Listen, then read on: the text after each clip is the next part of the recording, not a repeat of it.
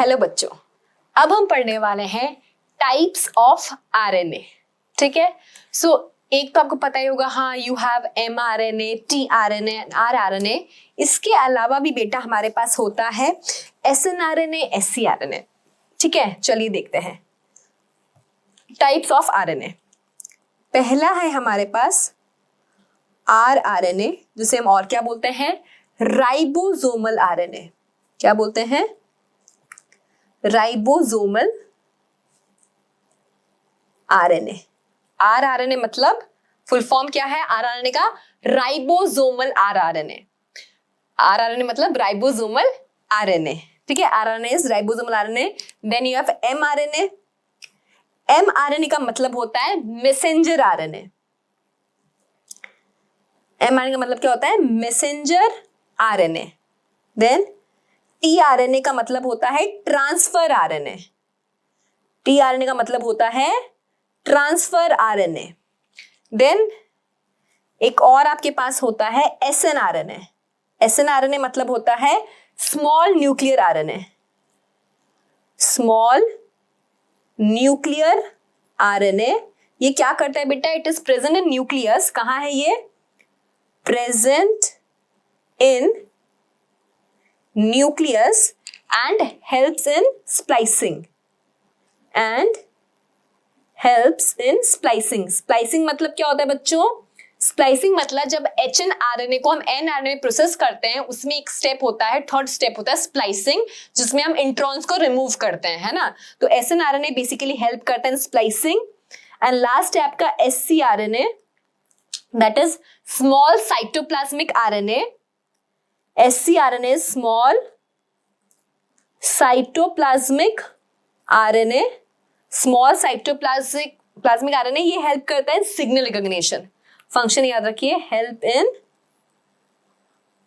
Signal recognition. नाम बता रहे कहां होगा? साइटोप्लाज्म में प्रेजेंट होगा, हेल्प इन सिग्नल रिकॉग्निशन। ठीक है, तो ये आपके पांच टाइप के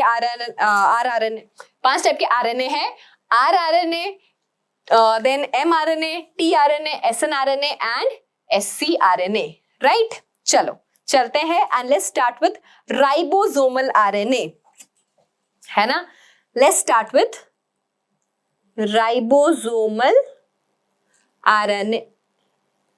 तो बेटा राइबोसोमल आरएनए अगर मैं बात करूं तो हम प्रोकैरियोट्स यूकैरियोट्स में देखेंगे, और हमें भी जैसे माइटोकॉन्ड्रिया में, यूकैरियोट्स में, माइटोकॉन्ड्रिया में, देन क्लोरोप्लास्ट में भी 70S आरएनए ही होता है। तो दो में डिवाइड करते हैं, 70S और 80S। तो 70S कहाँ मिलेगा मुझे? 70S मिलेगा मुझे बैक्टीरिया में। देन माइटोकॉन्ड्रिया मतलब ऑर्गेनल्स, तो माइटोकॉन्ड्रिया, क्लोरोप्लास्ट, यहाँ पे मेरे को 70S मिलेगा। और 80S कहाँ मिलेगा? यूकैरियोट्स में, है ना। यूकैरियोट्स में साइटोप्लाज्म में रहता है बेटा, है ना, साइटोप्लाज्म में रहता है यूकैरियोट्स में 80S जो है वो। अब एक्चुअली ये है क्या 70S 80S? तो बेटा ये 70S 80S ये भी ना सब यूनिट के बने हुए हैं। जैसे आपका फॉर एग्जाम्पल ये 70S है, तो ये एक छोटा सब यूनिट होता है और एक बड़ा सब यूनिट होता है। अब इनको लिटरली ऐड मत करना बच्चों, ठीक है, ऐड मत करेगा। जो छोटा सब यूनिट है दैट इज 30S और बड़ा है 50S। तो 50S और 30S जो है बेसिकली अलग अलग ही रहते हैं, only eight the time of translation they come together. ठीक है, आपका जैसे ये प्रोकैरियोट्स है ना बैक्टीरिया में, तो राइबोसोम कहाँ पड़ा रहेगा? साइटोप्लाज्म में रहेगा। तो जैसे 50S है, 30S है, अलग अलग है, वो बाइंड कब होंगे? Only eight the time of translation वो बाइंड होते हैं, अदरवाइज बेटा अलग अलग ही रहते हैं। ठीक है, सेम विथ 80S। 80S की बेटा आपके दो सब यूनिट है। 80S के भी बेटा आपके क्या है? दो सब यूनिट है, एक है 60S और दूसरा है 40S। 60S और 40S। नाउ ये S क्या है?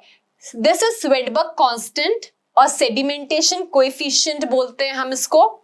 ठीक है, एस मतलब स्वेडबर्ग कांस्टेंट और सेडिमेंटेशन कोएफिशिएंट, तो वो सेडिमेंटेशन रेट के हिसाब से अलग अलग सब यूनिट्स बनाई गई है। ठीक है, अब ये क्या है 30s सब यूनिट, देखो वर्ड क्या यूज करी मैं, ध्यान से समझना, 30s सब यूनिट, 50s सब यूनिट, 40s सब यूनिट, 60s सब यूनिट। तो एक्चुअली ये सब यूनिट है क्या बच्चों, ये सब यूनिट है क्या? सो ये जो सब यूनिट है, जो मैं वर्ड यूज कर रही हूं बार बार, सब यूनिट, मतलब ये जो 60s है, ये भी ऐसे पूरा नहीं 60s है, ये भी छोटे छोटे और दूसरे यूनिट से बना हुआ है ना, इसलिए सब यूनिट बोल रही हूं मैं। तो सब यूनिट बेसिकली होता क्या है, सब unit actually RNA plus protein होता है। सब unit is actually RNA plus protein. अकेला ये राइबोसोमल आरएनए इज बेसिकली जो हम बोलते हैं 60s है, मतलब मेनली हमने बोल दिया कि 70s और 80s बोल दिया हमने, है ना। तो ये जो 70s और 80s है ये भी टूटे हुए सब यूनिट्स में, और वो जो है ये 60s भी, ये भी छोटे छोटे सब यूनिट्स में टूटे हुए हैं। तो सब यूनिट्स बेसिकली बने हुए कैसे हैं, तो सब यूनिट्स बने हुए हैं बच्चों कैसे, सब यूनिट्स बने हुए हैं फ्रॉम आरएनए एंड प्रोटीन। सब यूनिट्स कैसे बने हुए हैं, फ्रॉम आरएनए एंड प्रोटीन। अब अगर मैं देखना चाहूं तो ये लोग में भी फिर क्या है बेटा, अलग अलग, इनमें भी क्या है, अलग अलग यूनिट्स है। से 30s जो है वो स्मॉल है, स्मॉल सब यूनिट है।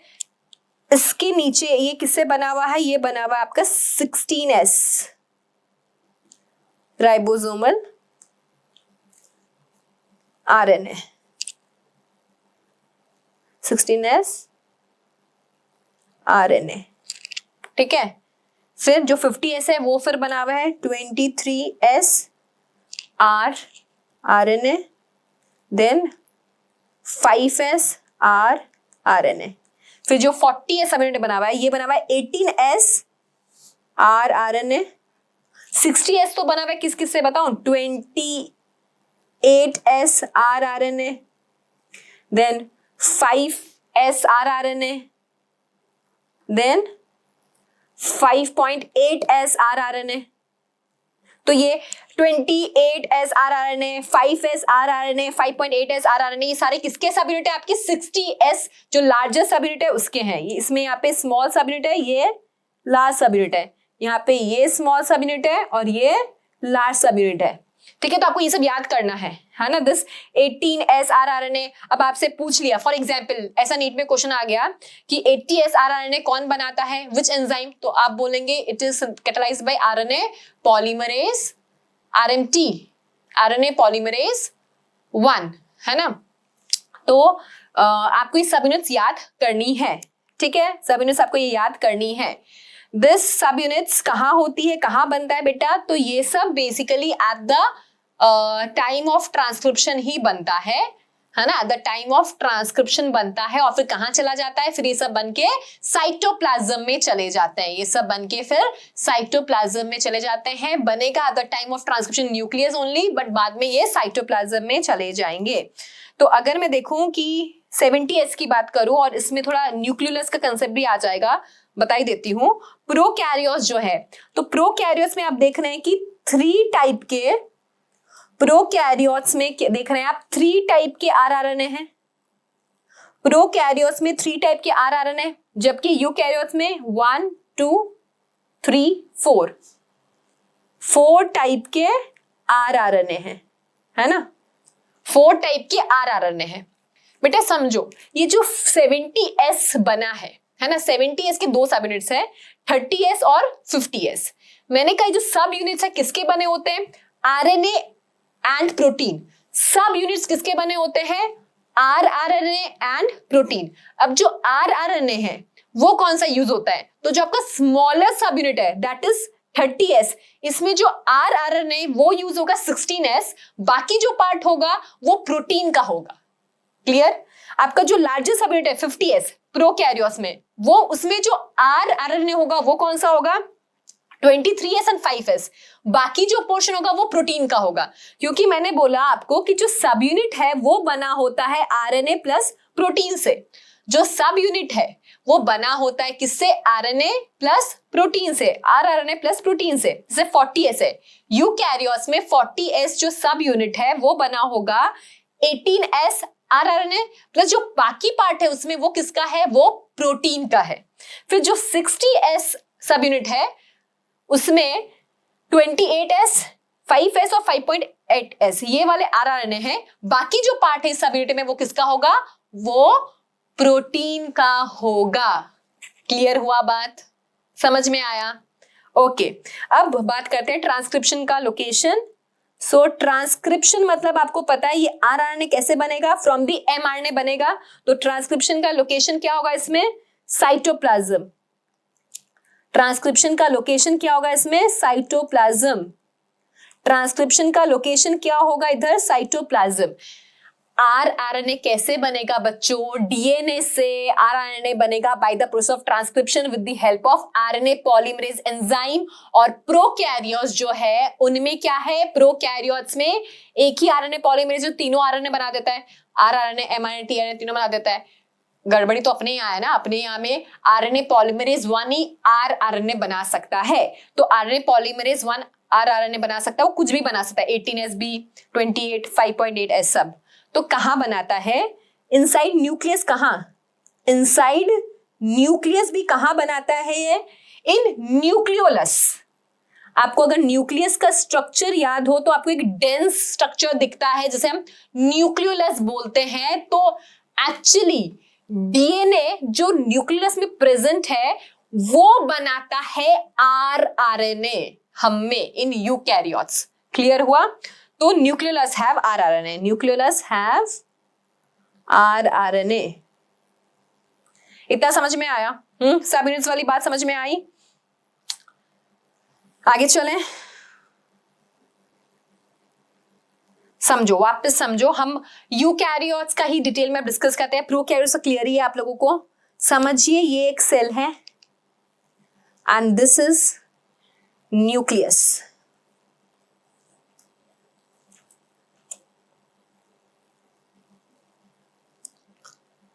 ये जो जगह छोड़ी है मैंने वो न्यूक्लियर पोर छोड़ा है ताकि सामान अंदर बाहर हो सके, न्यूक्लियस से बाहर जा सके, न्यूक्लियस के अंदर आ सके, इसलिए न्यूक्लियर पोर छोड़ दिया है मैम ने, है ना। चलो अब बात करते हैं डीएनए की।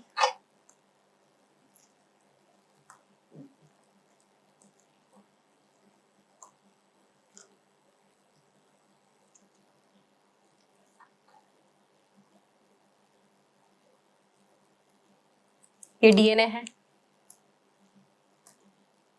अब समझिए ये वाला पोर्शन हमें बनाएगा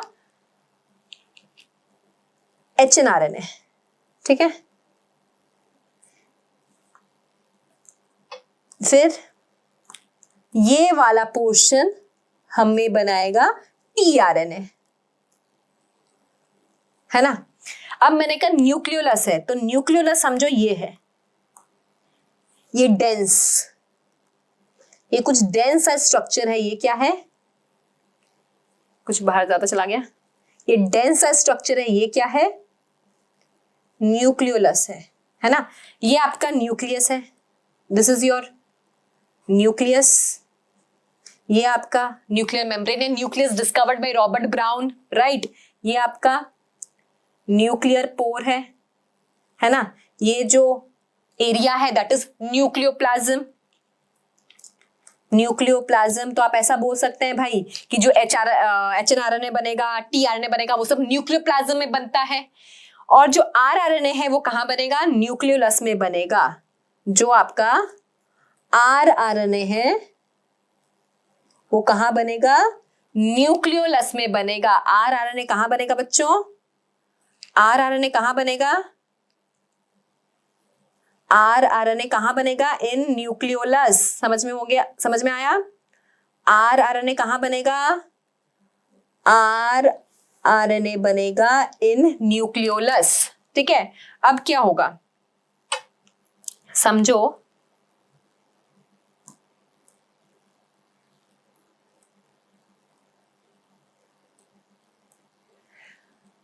कोई this is cytoplasm, this is cytoplasm. तो साइटोप्लाज्म में ही प्रोटीन बनता है, साइटोप्लाज्म में प्रोटीन बनता है by the process of translation. अब मैंने क्या कहा था कि जैसे हमको ये वाला सब यूनिट बनाना है, फॉर एग्जाम्पल 40s वाला, तो 40s सब यूनिट कैसे बनता है? 80s rRNA, 80s rRNA, बाकी पार्ट प्रोटीन, तो 40s में 18 40s सब यूनिट जो है कैसे बनता है? With the help of 18s rRNA, और 40s में जो बाकी पार्ट है वो होता है प्रोटीन का। एग्री? तो जो ये वाला रीजन है न्यूक्लियस का, इसने क्या किया? न्यूक्लियस का 18s rRNA बना दिया। अब क्या चाहिए इसको? 40s सब यूनिट बनाने के लिए इसको प्रोटीन चाहिए। वो प्रोटीन कहां बनेगा? प्रोटीन बनता है साइटोप्लाज्म में, प्रोटीन बनता है साइटोप्लाज्म में। साइटोप्लाज्म से वो प्रोटीन आएगा, साइटोप्लाज्म से वो प्रोटीन आएगा, और ये लोग क्या करेंगे? 40s सब यूनिट बनाएंगे, और ये 40s सब यूनिट फिर ट्रांसपोर्ट हो जाएगा कहां? In cytoplasm. ये 40s सब यूनिट फिर ट्रांसपोर्ट कर दिया जाएगा, S से 40s बनेगा, ऐसे 16s बनेगा। 16s में जो होता है आपका 28s 5.8s rRNA, ये तो न्यूक्लियस में बनता है, लेकिन जो 5s है, 5s जो है वो यही बनता है। 5s rRNA न्यूक्लियस में नहीं बनता, 5s rRNA न्यूक्लियस में नहीं बनता। ठीक है, तो आपको ये समझ में आया 58s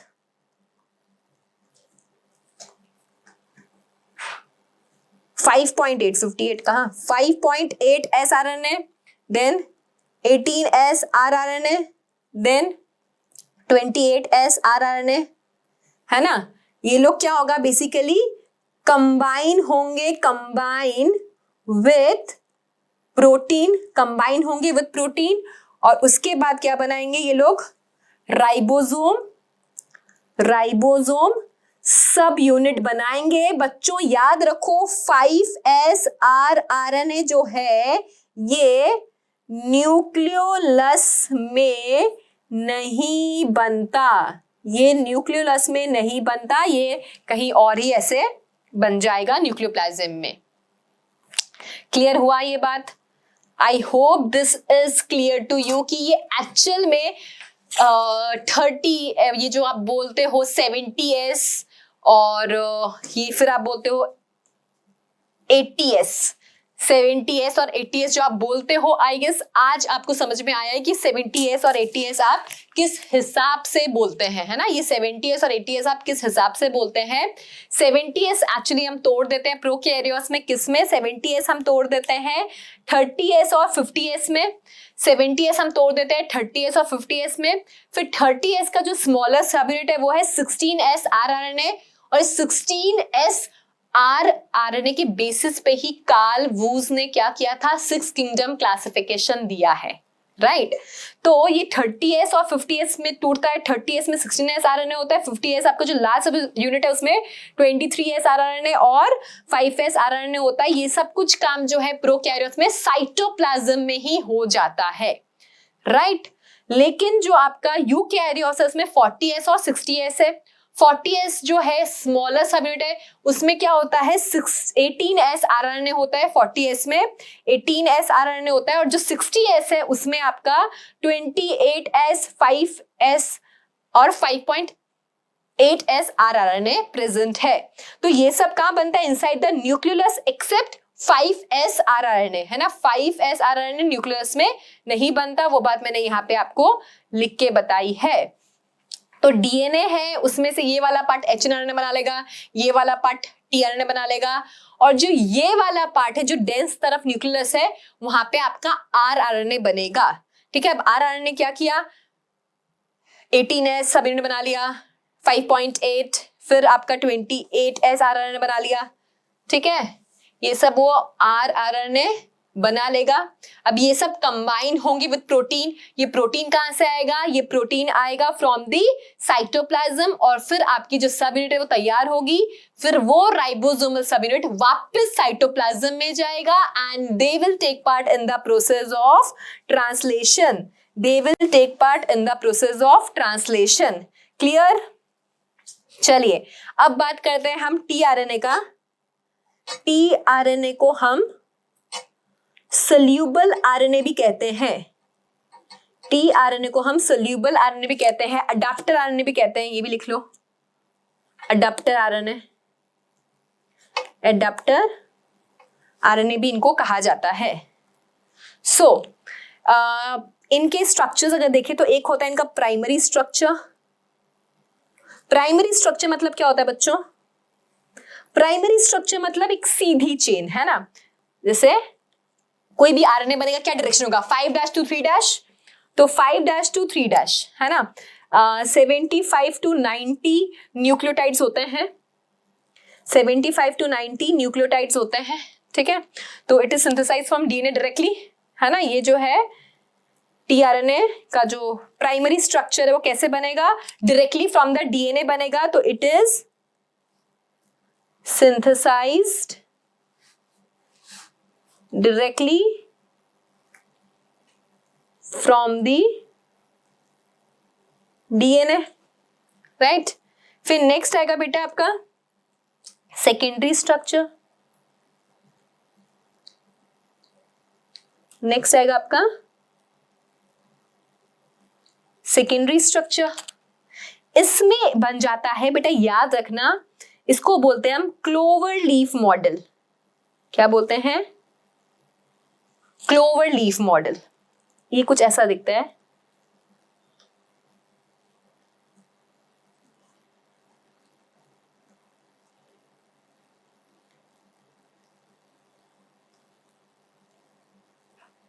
ठीक है, 5' और 3'।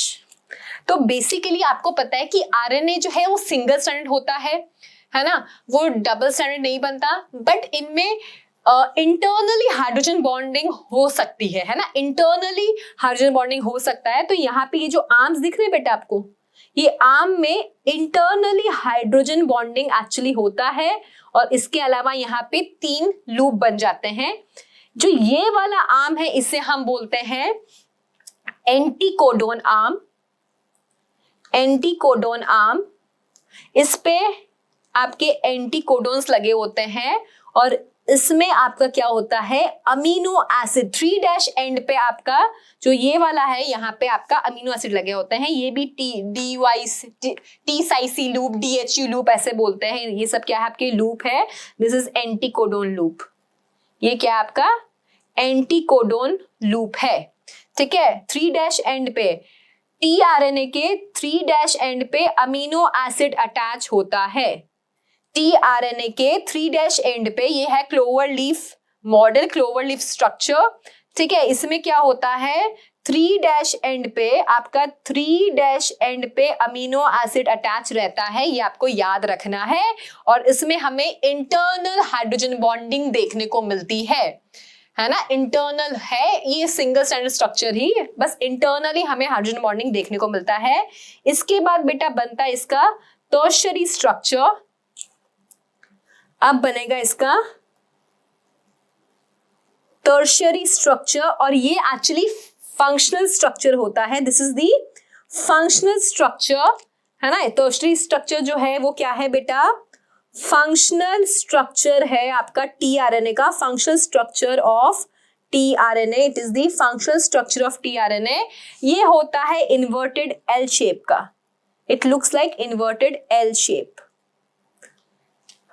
It looks like inverted L shape. कैसा दिखता है? ये आपका एंटीकोडोन, ठीक है, ये आपके एंटीकोडोन लगे हुए हैं और आपका 3' एंड पे अमीनो एसिड लगा हुआ है। 3' एंड पे आपका अमीनो एसिड लगा हुआ है। समझ में आया? स्ट्रक्चर समझ में आया? ये एंटीकोडोन और सब में समझाती कंसेप्ट आपको। स्ट्रक्चर समझ में आया बच्चों? प्राइमरी स्ट्रक्चर जो है वो डायरेक्टली फ्रॉम द डीएनए बन जाएगा। सेकेंडरी स्ट्रक्चर में क्लोवर लीफ मॉडल बनता है, इंटरनल हाइड्रोजन बॉन्डिंग दिखता है हमें। और टर्शियरी स्ट्रक्चर जो यूजेबल स्ट्रक्चर होता है, फंक्शनल स्ट्रक्चर होता है ऑफ टीआरएनए, उसमें हमें इन्वर्टेड एल शेप का दिखता है, उसमें अमीनो एसिड और एंटीकोडॉन लगा हुआ होता है। क्लियर हो गया इतना? आगे चलें। अब बात करते हैं हम रोल ऑफ टीआरएनए का, है ना। अब समझो role of tRNA, role of tRNA समझिए बेटा। तो टीआरएनए बेसिकली बनेगा कहां? बनेगा फ्रॉम एमआरएनए, है ना। ये जो आपका न्यूक्लियस था, है ना, ये आपका सेल है और सेल में जो आपका न्यूक्लियस है एंड इसमें जो आपका डीएनए है, इससे ही आपका टीआरएनए एक्चुअली बनेगा। हाँ, इससे ही बनेगा। तो हम ऐसा बोल सकते हैं कि it is formed inside the nucleus in nucleoplasm, हो सकते हैं। अब इसका फंक्शन क्या है? रोल की बात करूं तो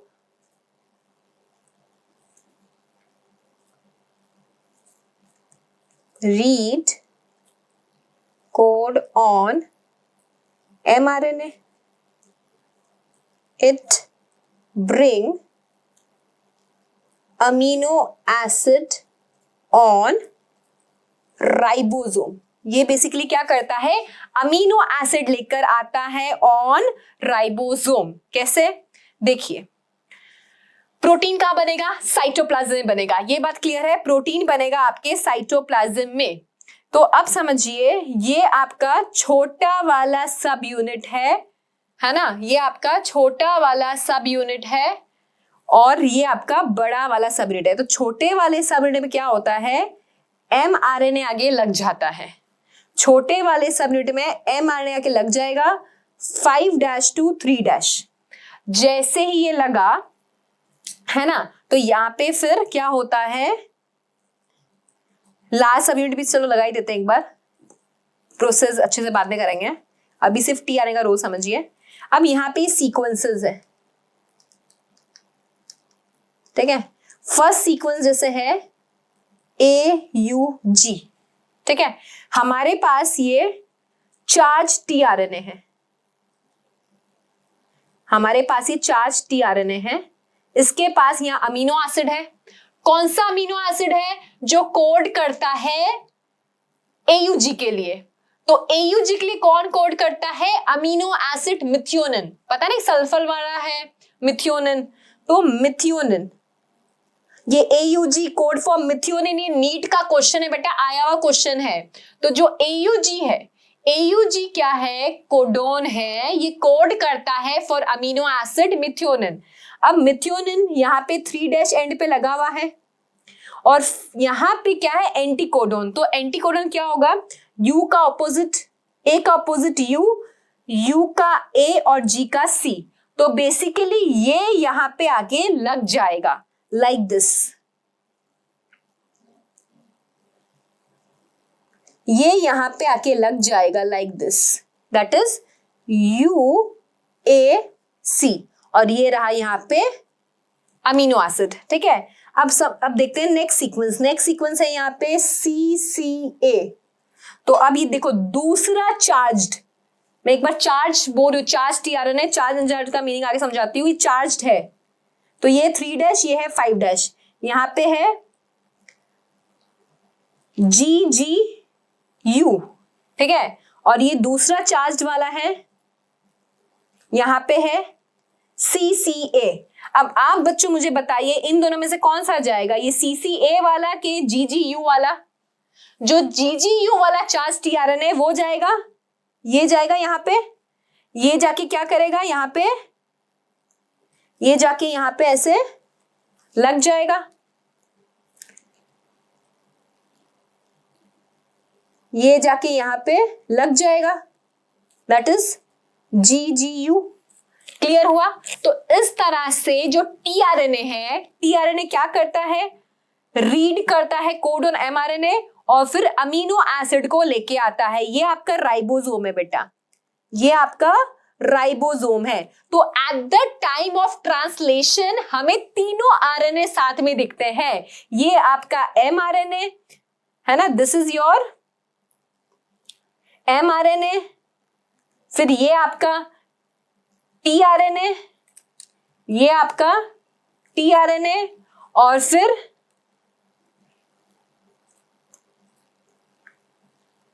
फिर ये आपका राइबोसोम, और इनसे बना रही हूं मैं, ये आपका ribosome. So eight the time of translation हमें तीनों आरएनए साथ में दिखेंगे। Eight the time of translation हमें तीनों आरएनए साथ में दिखेंगे। हम ट्रांसलेशन का भी प्रोसेस बेटा बहुत डिटेल में करने वाले हैं। अभी मैं आपको केवल आरएनए समझा रही हूँ। मैंने आपको आरएनए समझाया, अब मैं आपको टीआरएनए बता रही हूँ, उसका स्ट्रक्चर बताया, उसका रोल बताया। ठीक है, समझ में आया? ट्रांसलेशन और अच्छा समझने के लिए आप ट्रांसलेशन वाला वीडियो देख सकते हैं, राइट। ये जस्ट मैं आपको रोल बता रही हूँ किस तरह से ये काम करता है। अब मैं एक बात कह रही थी आपको बार बार, चार्ज और अनचार्ज वाली, है ना। तो ये क्या होता है ना, ये क्या होता है चार्ज और अनचार्ज। तो बेसिकली आपका जो टीआरएनए है उसके क्या है, आपके दो फॉर्म रहते हैं, एक अनचार्ज्ड और एक चार्ज्ड। ठीक है, अनचार्ज मतलब क्या है, जो ऑलरेडी अमीनो एसिड डिलीवर कर चुका है उसे आप बोल सकते हो अनचार्ज, ऑलरेडी डिलीवर्ड अमीनो एसिड। ठीक है, अब जो डिलीवर करने वाला है उसे हम चार्ज बोलते हैं। और अमीनो एसिड कहां लगा रहता है बेटा, at 3' end, at 3' end amino acid is attached, at 3' end आपका अमीनो एसिड अटैच होता है। तो स्टेप्स क्या है चार्जिंग के, स्टेप्स क्या है बेटा, स्टेप्स ऑफ चार्जिंग, स्टेप्स क्या है चार्जिंग के, और कहां होता है चार्जिंग। तो बेटा लोकेशन है चार्जिंग का साइटोप्लाज्म, है ना, साइटोप्लाज्म में ही होगा, है ना। जो चार्जिंग होता है वो आपके साइटोप्लाज्म में होता है, याद रखना। टीआरएनए बन गया न्यूक्लियस में, न्यूक्लियोप्लाज्म में, अब वो आ जाएगा और चार्जिंग कहाँ होगा, साइटोप्लाज्म में ही होगा। तो पहला स्टेप क्या है, एनर्जी चाहिए भाई चार्ज के लिए, तो लगाओ एटीपी, एडिनोसिन ट्राइफॉस्फेट, प्लस जो अमीनो एसिड को चार्ज करना है, मिथ्योनिन मिथ्योनिन जो भी करना है, अमीनो एसिड। तो क्या बन जाएगा, ATP plus amino acid, ATP plus amino acid क्या बन जाएगा, amino acyl ATP, amino acyl ATP plus आपका जो फॉस्फेट है वो रिलीज हो जाएगा। अब क्या होगा नेक्स्ट स्टेप में, ये जो amino acyl ATP, sorry amino acyl AMP ना, दो फॉस्फेट रिलीज हुआ, ट्राइफॉस्फेट था ना, ट्राइफॉस्फेट था, अब क्या होगा, मोनोफॉस्फेट। तो फिर आपका अमीनो असाइल एएमपी जाके जुड़ जाएगा टीआरएनए से, तो आपका बन गया ये अमीनो असाइल टीआरएनए। और ये कैसा है बेटा, ये चार्ज टीआरएनए है। इसमें क्या है, इसमें आपका अमीनो एसिड ऐसे लगा हुआ है, इट इज चार्ज टीआरएनए। और ये जो रिएक्शन हुआ बेटा, ये कैटलाइज होता है in the presence of enzyme जिसका नाम क्या है, अमीनो असाइल टीआरएनए सिंथेटेज। क्या नाम है, अमीनो असाइल टीआरएनए सिंथेटेज। क्या नाम है इसका, amino acyl tRNA synthetase. Clear हुआ बेटा बात, क्लियर हुआ, इसका नाम क्या है, अमीनो असाइल टीआरएनए सिंथेटेज। ठीक है, amino acyl tRNA synthetase, fine, okay. अब चलते हैं बेटा हाँ इसकी तरफ। पहले एमआरएनए थोड़ा बता दूं, फिर हम तीनों का कंपैरिजन करेंगे। Actually we have hnRNA. HnRNA होता है only in case of eukaryotes, only in case of eukaryotes. कैसा होता है बेटा, आपके पास क्या होते हैं, इंट्रॉन्स एंड एक्सॉन्स होते हैं ना, ये 5' एंड और 3' एंड। तो बेसिकली आपके पास क्या होते हैं, इंट्रॉन्स एंड एक्सॉन्स। तो this pink one are introns और इसको हम बोलते हैं एक्सॉन्स, राइट। तो हमें क्या करना पड़ता है एक्चुअली, HNRNA जो है उसे mRNA बनाने के लिए हमें क्या करना पड़ता है, पहला स्टेप होता है बेटा कैपिंग। कैपिंग में हम क्या करते हैं, 5' एंड पे, जो 5' एंड है उस पे कैप लगा देते हैं। किसकी कैप लगाते हैं बेटा हम, 7-methyl GTP की, ठीक है, न्यूक्लियोटाइड। फिर 3' एंड पे हम पॉली ए टेल ऐड कर देते हैं, बहुत सारे रेसिड्यूज लगा देते हैं और इंट्रॉन्स को हम रिमूव कर देते हैं। तो कैपिंग हुआ, फिर टेलिंग हुआ और फिर क्या क्या, स्प्लाइसिंग। स्प्लाइसिंग में क्या करते हैं बेटा हम, स्प्लाइसिंग मतलब रिमूवल ऑफ, स्प्लाइसिंग मतलब removal of introns, removal of introns, हम इन्हें रिमूव कर देते हैं। कैपिंग में क्या किया बेटा हमने, 5' एंड पे कैप लगाया, 3' एंड पे टेल लगाई और स्प्लाइसिंग में रिमूवल ऑफ इंट्रॉन्स। अब जो आपको मिला दिस इज प्रोसेस्ड mRNA। अब जो आपको मिला प्रोसेस्ड mRNA, ये प्रोसेस मैंने आपको पोस्ट ट्रांसक्रिप्शनल मॉडिफिकेशन में भी समझाया था, है ना, ये मैंने आपको पोस्ट ट्रांसक्रिप्शनल मॉडिफिकेशन में समझाया हुआ है। आपको अगर कुछ नई डाउट है इसमें आप वहां पे देख सकते हैं। तो HNRNA है ना, ये सिर्फ यूकैरियोट्स में होता है। तो बेसिकली हमने जो 3 मेन अमाउंट आपके 3 मेन टाइप्स के वो है RNA समझ लिया है। अब हम उनका अमाउंट डिस्कस करेंगे कि वो सेल में कितना प्रेजेंट होता है, कंपैरिजन करेंगे। तो let's talk about now amount.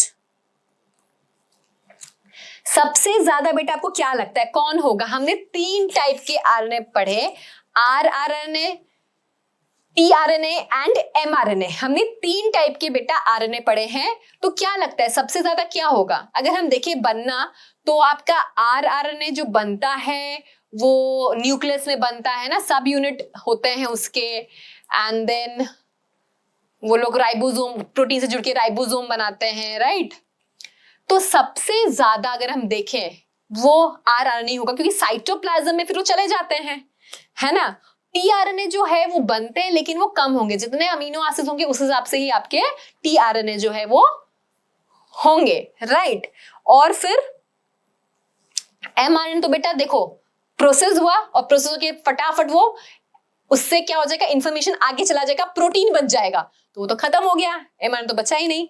तो अगर हम अमाउंट की बात करें तो सबसे ज्यादा अमाउंट बेटा होता है rRNA का, उसके बाद tRNA का और उसके बाद आपका सबसे कम होता है mRNA का। ये नीट में बेटा पहले बहुत आता था क्वेश्चन ये वाला कि तीनों RNA में सबसे ज्यादा किस RNA का अमाउंट सेल में पाया जाता है, तब आपका आंसर होता है बेटा rRNA, ठीक है। तो ये होता है आपका 80 to 85%, tRNA होता है सिर्फ 10 से 15% और mRNA तो काफी कम, ओनली 3 to 5%, ओनली 3 to 5% होता है। Now if I talk about stability, तो बेटा यही है, rRNA सबसे स्टेबल है, फिर tRNA, फिर mRNA, और अगर मैं hRNA की बात करूं तो वो तो जो हम में होता है ना प्रोसेस mRNA बनने से पहले, तो ये तो सबसे कम स्टेबल है, ठीक है। फिर if I talk about size,